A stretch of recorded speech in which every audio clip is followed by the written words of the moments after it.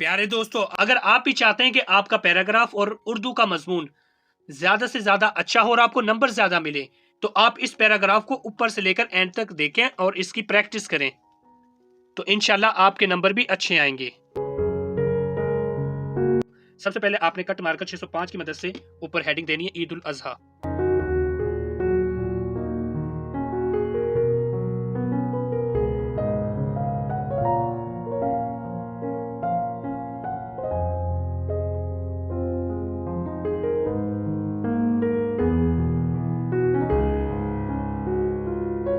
ईद उल अजहा लिखने के बाद इसके साइडों पर इन्वर्टेड कोमे आपने डालने।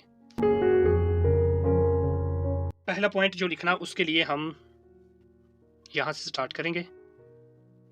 नंबर 1 ब्लैक से लिखेंगे।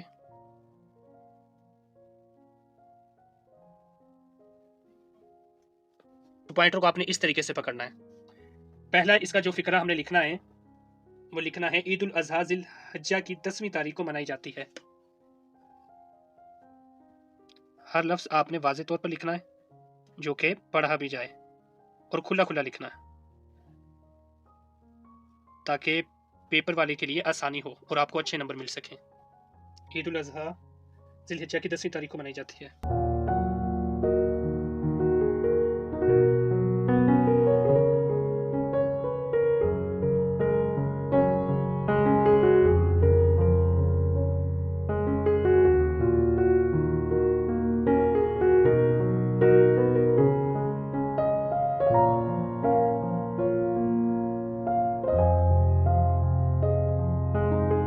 पहला हमारा पॉइंट है ईद उल अजहा जिल हज्जा की 10वीं तारीख को मनाई जाती है।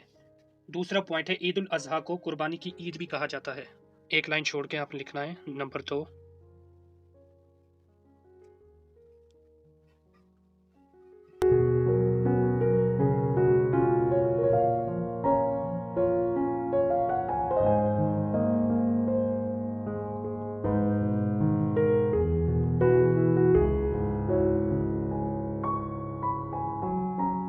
अब हम इसका तीसरा पॉइंट लिखेंगे एक लाइन छोड़कर, यहाँ पर नंबर 3।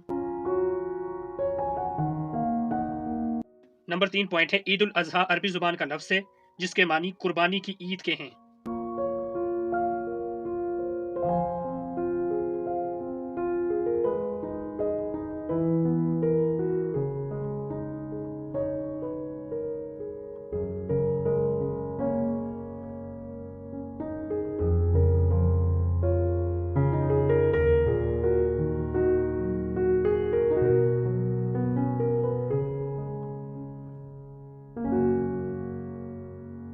नंबर 4 पॉइंट आपने लिखना है ये त्यौहार हमें हजरत इब्राहीम अलैहिस्सलाम की अजीम कुर्बानी की याद दिलाता है। यहाँ पर लिखेंगे नंबर 4 कट मार्कर 604 की मदद से।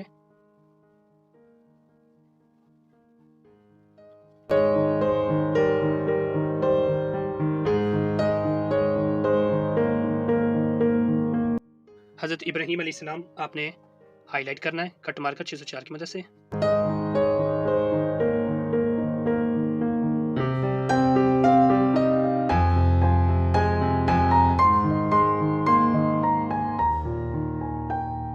कुर्बानी को भी हम हाईलाइट कर देंगे।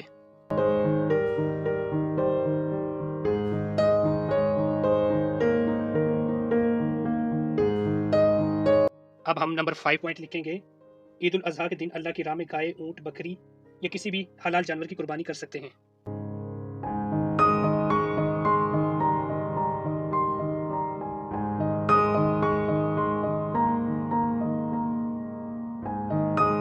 अल्लाह को हाईलाइट कर देंगे।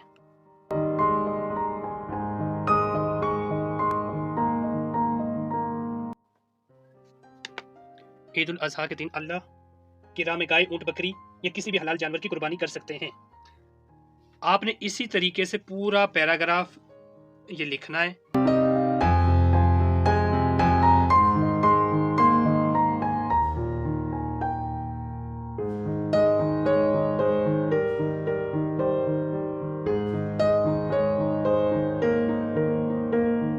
हलाल को भी हाईलाइट कर देंगे।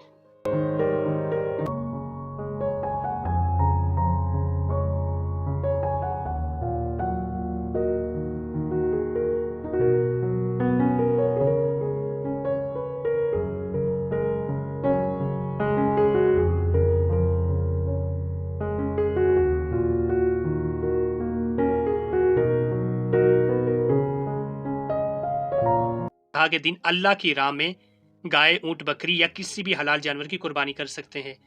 जिस तरीके से मैंने यहाँ पर जो जो हाईलाइट किया, सेम आपने इसी तरीके से ही कॉपी करनी है, स्टार्टिंग से लेकर नीचे एंड तक। अगर आप इस तरीके से तो लिखते हैं तो इंशाल्लाह आपके पूरे नंबर आएंगे पैराग्राफ में या मजमून में। आगे नंबर 6 पॉइंट है, एक लाइन छोड़कर आपने लिखना है। आप देख सकते हैं एक एक लाइन छोड़कर लिखा है तो कितना खूबसूरत लग रहा है।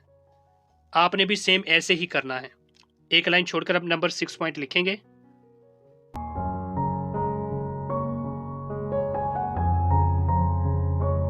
नंबर 6 पॉइंट है कि कुर्बानी के गोश्त को गरीबों और रिश्तेदारों में तकसीम किया जाता है।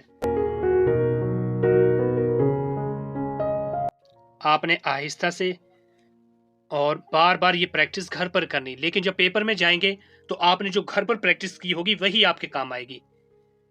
कुर्बानी के गोश्त को भी हाईलाइट कर देते हैं।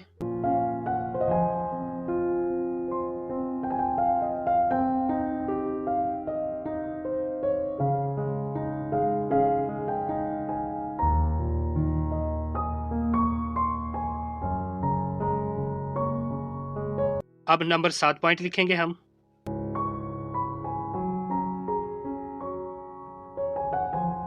ईद उल अजहा की नमाज अदा करने के बाद कुर्बानी की जाती है।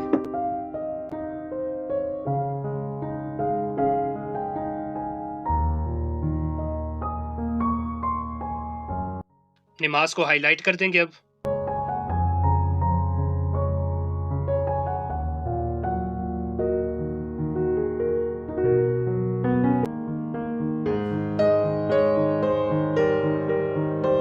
ईद उल अजहा की नमाज अदा करने के बाद कुर्बानी की जाती है।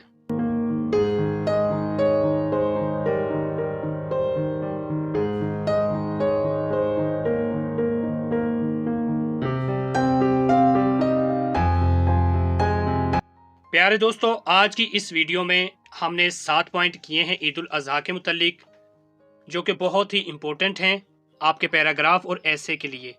अगर आप इनकी प्रैक्टिस करेंगे अच्छे से, जिस तरीके से मैंने कराया, तो इंशाल्लाह आप अच्छे नंबरों से पास होंगे। पहला पॉइंट है कि ईद उल अजहा जिल हज्जा की 10वीं तारीख को मनाई जाती है।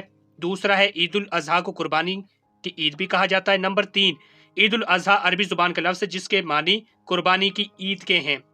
नंबर 4, यह त्यौहार हमें हज़रत इब्राहीम अलैहिस्सलाम की अजीम कुर्बानी की याद दिलाता है। नंबर 5, ईद उल अजहा के दिन अल्लाह की राह में गाय, ऊँट, बकरी या किसी भी हलाल जानवर की कुर्बानी कर सकते हैं।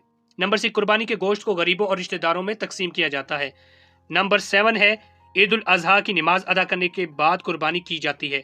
तो प्यारे दोस्तों, उम्मीद करता हूं कि आपको आज की ये वीडियो पसंद आई होगी, जो कि ईद उल अजहा मुतालिक मैंने लिखी है। अगर आप चैनल पे नए हैं तो चैनल को सब्सक्राइब जरूर करें ताकि मेरी हर नई वीडियो आपको बआसानी मिल सके। अपना बहुत सारा ख्याल रखना, दुआओं में याद रखना। अल्लाह हाफिज।